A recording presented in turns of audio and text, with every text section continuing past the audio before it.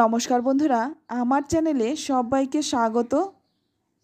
তো আজ আমি নিয়ে এসেছি ভেন্ডি আলুর দুর্দান্ত একটি নিরামিষ রেসিপি নিয়ে। তো প্রথমেই এখানে নিয়ে নিলাম 250 গ্রাম ভেন্ডি। তো আজ আমি যে ভেন্ডির নিরামিষ রেসিপিটি আপনাদের সাথে শেয়ার করছি, এটা আপনারা গরম ভাত, রুটি, পরোটা সব কিছুর সাথেই সার্ভ করতে পারেন। খেতে অসম্ভব ভালো লাগে। ঘরোয়া মশলায় তৈরি সাধারণ এই রেসিপিটি আশা করছি আপনাদেরও ভীষণ ভালো লাগবে।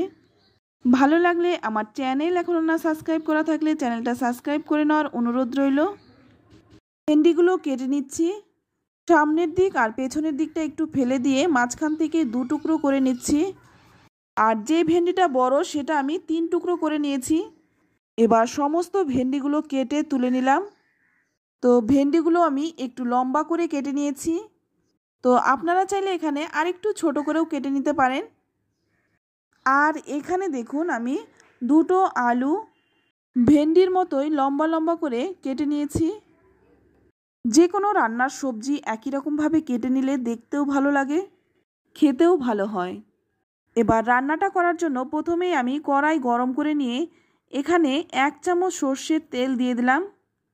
তেলটা গরম হয়ে গেলেই কেটে রাখা ভেন্ডিগুলো দিয়ে দিলাম। এবার ভেন্ডিগুলো কিন্তু খুব ভালো করে ভেজে নিতে হবে।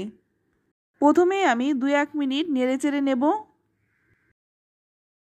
তারপর এর মধ্যে দিয়ে দিচ্ছি সামান্য একটু লবণ আর দিয়ে দিচ্ছি হলুদ গুঁড়ো। লবণ আর হলুদ গুঁড়োটা দিয়ে ভেন্ডিটা কিন্তু খুব ভালো করে ভেজে নেব। এতে করে ভেন্ডির যে স্লিপার ভাবটা থাকে সেটা কিন্তু অনেকটাই কমে যাবে। তো 3-4 মিনিট সময় নিয়ে ভেন্ডিটা কিন্তু খুব ভালো করে ভেজে নিলাম। ভেন্ডি ভাজা হয়ে গেছে, এবার তুলে নিচ্ছি। ভেজে তুলে নিলাম। এবার ওই কড়াইয়ের মধ্যে দিয়ে দিচ্ছি আরও 2 চামচ সর্ষের তেল। এবার ফোড়নে দিয়ে দিচ্ছি সামান্য কয়েকটা মৌরি আর দিচ্ছি 1/2 চামচেরও কম গোটা জিরে, 2টো শুকনো লঙ্কা। ফোড়নটাকে কয়েক সেকেন্ড ভেজে নিয়েই এর মধ্যে দিয়ে দিচ্ছি 3টে চেরা কাঁচা লঙ্কা। ঝালটা নিজেদের স্বাদ অনুযায়ী দেবেন, যে যেমন ঝাল পছন্দ করেন। লঙ্কাটা একটু ভেজে নিয়েই এবার দিয়ে দিচ্ছি কেটে রাখা আলুটা।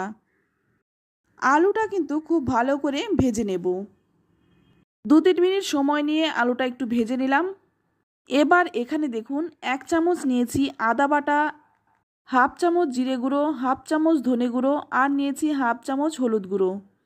এবার একটু জল দিয়ে গুলে তারপর মশলাটা দিয়ে দিলাম। মশলাটা এবার ভালো করে কষিয়ে নেব যতক্ষণ না মশলার কাঁচা গন্ধ চলে যাচ্ছে। প্রথমেই যেই জলটুকু দিলাম সেটা ভালো করে কষিয়ে নিয়ে শুকিয়ে নেব।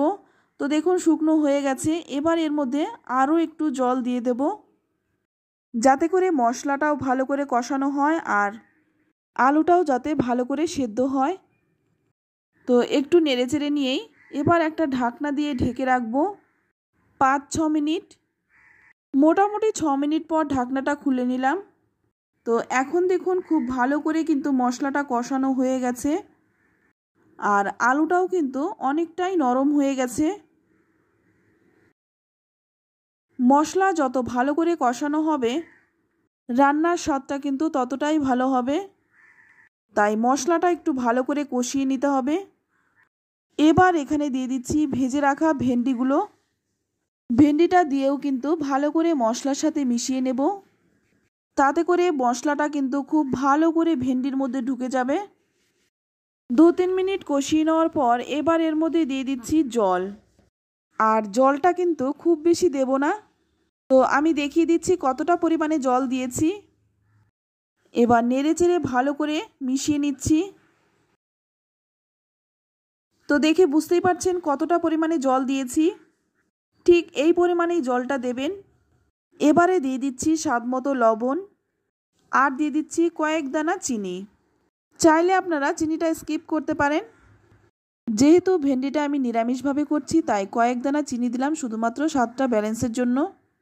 তো ভালো করে মিশিয়ে নিয়ে এবার একটা ঢাকনা দিয়ে ঢেকে 10 মিনিট রেখে দেব। এই সময়ে গ্যাসের আঁচটা একটু কমানো থাকবে। তো ঢাকনাটা খুলে নিলাম। দেখুন আর এখন কিন্তু ঝোলটা আগের থেকে অনেকটাই কমে গেছে, আর আলুগুলোও কিন্তু খুব ভালোভাবে সেদ্ধ হয়ে গেছে। এইভাবে ভেন্ডি রান্না করলে গরম গরম ভাতের সাথে কিন্তু আর কোনো কিছুরই প্রয়োজন হবে না। এবার একটু নেড়েচেড়ে নিয়ে নামানোর আগে দিয়ে দিচ্ছি 1 মুঠো ধনে পাতা। তবে হাতের কাছে ধনে পাতাটা না থাকলে নাও দিতে পারেন, তবে দিতে পারলে অবশ্যই ভালো লাগবে। এবার ধনে পাতাটা দিয়ে একটু ভালো করে মিশিয়ে নেব। ভালো করে মিশিয়ে নিয়ে এবার নামিয়ে নেব। তো নামিয়ে নিলাম দেখুন। তো ভেন্ডির এই সহজ সাধারণ নিরামিষ রেসিপিটি আপনাদের কেমন লাগলো অবশ্যই কমেন্টে জানাবেন। ভালো লাগলে লাইক, কমেন্ট, শেয়ার করবেন। আর এই গরমে অল্প সময়ে হালকা পাতলা ভেন্ডির এই রেসিপিটি বানিয়ে খান। আশা করছি আপনাদের ভালো লাগবে। ভালো লাগলে আমার চ্যানেল এখনও না সাবস্ক্রাইব করা থাকলে চ্যানেলটা সাবস্ক্রাইব করার অনুরোধ রইল। আজ এই পর্যন্তই। সকলেই ভালো থাকবেন। ধন্যবাদ।